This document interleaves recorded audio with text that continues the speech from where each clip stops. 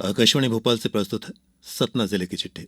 आलेख लाल बहादुर तिवारी, वाचन स्वर प्रशांत सिंगर। सतना में 26 जनवरी को स्थानीय पुलिस परेड ग्राउंड पर जिला स्तरीय गणतंत्र दिवस समारोह सुबह 9 बजे से आयोजित होगा। इस अवसर पर नगरीय विकास एवं आवास राज्य मंत्री प्रतिमा बागरी ध्वजारोहण कर परेड की सलामी लेंगी। समारोह में मार्च पास्ट, सांस्कृतिक कार्यक्रम और विभिन्न विभागों की झांकियां प्रस्तुत की जाएंगी। मुख्यमंत्री डॉ मोहन यादव ने सतना में 652 करोड़ 54 लाख रुपए के विकास कार्यों का लोकार्पण और भूमि पूजन पिछले दिनों किया। जिले में नया इंडस्ट्रियल पार्क बनेगा और एयरपोर्ट का रनवे 1800 मीटर तक बढ़ाया जाएगा। इसके अलावा अटल जी के नाम पर नया अंतर्राज्यीय बस स्टैंड, मेडिकल कॉलेज में 650 बिस्तरों का नया अस्पताल, 100 बिस्तर का विश्व स्तरीय वार्ड और 50 बिस्तर का क्रिटिकल केयर वार्ड भी बनाया जाएगा। सतना जिले के प्रसिद्ध स्थल रामवन में बसंत पंचमी के मौके पर 5 दिवसीय मेले का शुभारंभ हुआ। मेले के दौरान 26 जनवरी तक हर शाम 6 बजे लोकगीत, भक्ति संगीत और नृत्य प्रस्तुतियां होंगी। सतना जिले में 30 जनवरी से 1 फरवरी तक भारतीय कला महोत्सव कजरोटा का आयोजन वेंकटेश लोक में होगा। पहले दिन नाट्य शास्त्र, कबीर गायन और महात्मा गांधी पर नाट्य प्रस्तुतियां होंगी। वहीं दूसरे और तीसरे दिन कई रंगारंग कार्यक्रम आयोजित किए जाएंगे। जिले में 2 दिवसीय रोजगार पर्व युवा संगम का शानदार समापन हुआ। इस अवसर पर सतना सांसद गणेश सिंह ने चयनित युवाओं को जॉब ऑफर लेटर सौंपकर बधाई दी। 2 दिन चले इस मेले में लगभग 4,500 युवाओं ने साक्षात्कार दिया और कुल 1250 युवाओं को विभिन्न कंपनियों में नौकरी के लिए नियुक्त किया गया। सतना और मैहर जिले में नए साल के पहले दिन चित्रकूट, बिरसिंहपुर और अन्य मंदिरों में श्रद्धालुओं की खासी भीड़ रही। चित्रकूट में कामदगिरी परिक्रमा और मंदाकिनी नदी में स्नान के लिए दूर दराज से लोग पहुंचे। सतना के सहायक श्रम आयुक्त ने जिले के कारखानों, निर्माण स्थलों और अन्य संस्थानों में काम करने वाले श्रमिकों की सुरक्षा और स्वास्थ्य को लेकर सख्त निर्देश दिए हैं।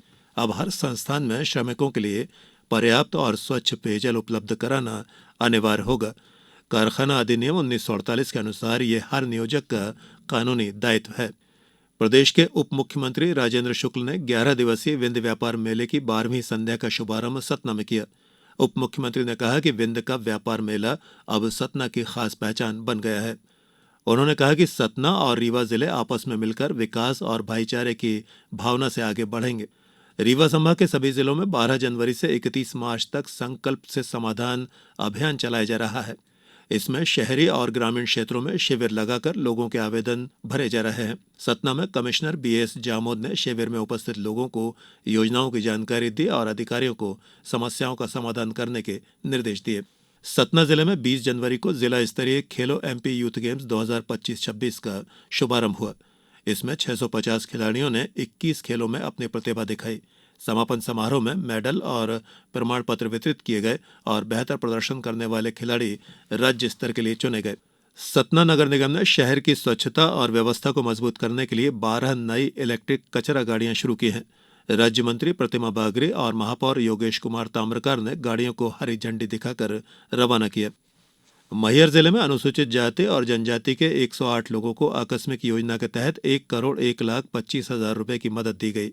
ये जानकारी मैहर कलेक्टर और जिला मजिस्ट्रेट रानी बाटड़ ने जिला सतर्कता समिति की बैठक में दी। पिछले दिनों सशस्त्र बल वेटरन्स दिवस पर सतना और मैहर के बहादुर सैनिकों और उनके परिवारों को सम्मानित किया गया। सतना और मैहर में किसानों को खाद और उर्वरक आसानी से और समय पर मिल सके, इसके लिए ई विकास प्रणाली शुरू की गई है। ये सिस्टम सब काम ऑनलाइन चेक करता है और दिक्कत आने पर तुरंत हल किया करता है। सतना में मिलिट्री अस्पताल जबलपुर ने मेडिकल कैंप आयोजित किया। 545 मरीजों की इस दौरान जांच हुई और दवाइयां वितरित की गईं।